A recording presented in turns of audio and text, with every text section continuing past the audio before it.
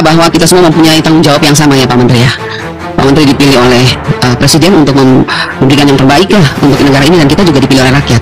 Tapi yang harus saya tekankan siang hari ini dengan apa yang dipaparkan Pak Menteri, saya hanya ingin mengingatkan saja kepada Pak Menteri dan seluruh eselon, bahkan seluruh dirjen, ingat bahwa negara kita ini ideologinya itu Pancasila. Jadi ada sila kelima yang namanya keadilan sosial bagi seluruh rakyat Indonesia. Tolong para dirjen setiap kali memberikan anggaran dan program, ingat sila kelima ini, bahwa keadilan sosial bagi seluruh rakyat Indonesia itu harus dinyatakan di bumi Indonesia. Kita baru saja merayakan 78 Indonesia merdeka, tapi sampai hari ini masih banyak teriakan dari daerah 3T mengenai semua program yang Pak Menteri katakan tadi. Yang paling sangat jarak jauhnya itu yaitu digital tadi itu Pak Menteri, platform digital. Kami daerah-daerah 3T yang tidak terdapat, tidak bisa dijangkau oleh internet. Sampai hari ini kami tidak merasakan itu. Ingat itu. Yang kedua, setelah itu saya juga ingin mengatakan kepada Pak Menteri, kalau misalnya tahu daerah-daerah 3T membutuhkan jaringan internet, kerjasama Anda dengan Menkominfo bagaimana? Maksud saya, ayo kita sama-sama komitmen bahwa dalam membangun bangsa dan negara ini, kita ada dasar hukumnya Pancasila. Kita berteriak Pancasila, tapi sila keadilan sosial bagi seluruh rakyat Indonesia tidak pernah ada dalam hati dan nurani kita pada saat kita menentukan anggaran untuk Indonesia ini. Saya sangat menyesal sampai hari ini daerah 3T masih sangat jauh dari semua keberhasilan yang tadi dikatakan melebihi target. Lebihnya di daerah mana Pak Menteri? Di daerah-daerah yang baik, tetapi di daerah 3T kurang dan masih kurang. Itu yang saya ingin tekankan. Yang kedua, mengenai guru-guru, sampai hari ini guru-guru P3K masih juga menangis. Ada yang sudah diangkat, oke, kita bersyukur kepada Tuhan, tapi ada juga yang masih banyak tidak diangkat. Pertanyaan saya, tahu kalau 3T itu membutuhkan guru-guru sangat banyak, tapi kenapa pemerintah pusat tidak menganggarkan atau memberikan formasi atau memberikan kuota yang lebih besar kepada daerah 3T? Ini yang saya lihat lebih banyak daerah-daerah yang istilahnya masih bisa lah mencukupi. Tapi kalau ini daerah-daerah 3T ini gurunya berteriak semua, ada yang diangkat, kami bersyukur, tapi sangat sedikit. Masih banyak yang belum diangkat. Mereka tadi gajinya itu hanya 200.000, mau beli bensin saja tidak sampai ke sekolah, apalagi membiayai anak, istri dan suami. Ini di mana hati nurani kita? Saya ingatkan Pak Menteri, apapun yang Pak Menteri paparkan, Ibu Bapak Dirjen, tolonglah kalian bantu Pak Menteri itu dengan hati nurani. Waktu mau memberikan anggaran, lihatlah daerah 3T. Guru-guru butuh segera diangkat, sekolah-sekolah butuh segera dibangun. Masih banyak sekolah rusak, masih banyak sekolah yang tidak ada laptop, masih ada sekolah yang tidak ada laboratorium, masih sangat banyak.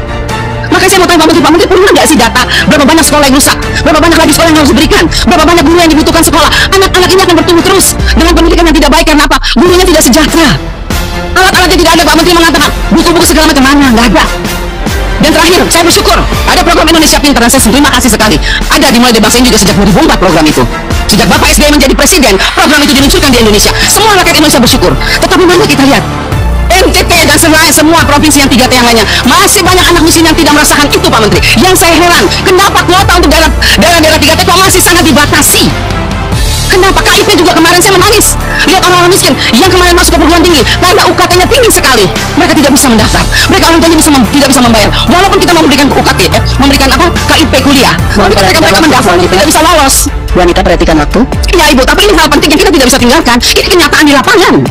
Kita bicara anggaran, bicara program, targetnya melebihi masalahnya Ibu, targetnya itu melebihi target. Tapi minta maaf, coba Bapak Ibu turun ke bawah dan lihat sendiri. Susah. Jadi maksud saya, Pak Menteri tolong, Bapak Ibu Dirjen tolong. Wanita saya riset dulu karena Pak Dede mewakafkan waktu. Oke, baik Pak. 3 menit lagi. Artinya saya ingin mengatakan terima kasih Pak Pimpinan, Pak Dede Yusuf. Makasih banyak, Bapak sangat mengerti. Begini Bapak Ibu, masalahnya Bapak Ibu, tangisan ini Pak Menteri, saya minta harap ya Bapak Ibu Dirjen, tolong juga bantu Pak Menteri.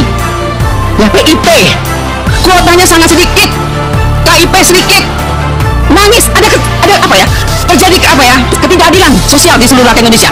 Yang miskin yang lain dapat PIP, yang miskin yang sangat miskin tidak dapat PIP.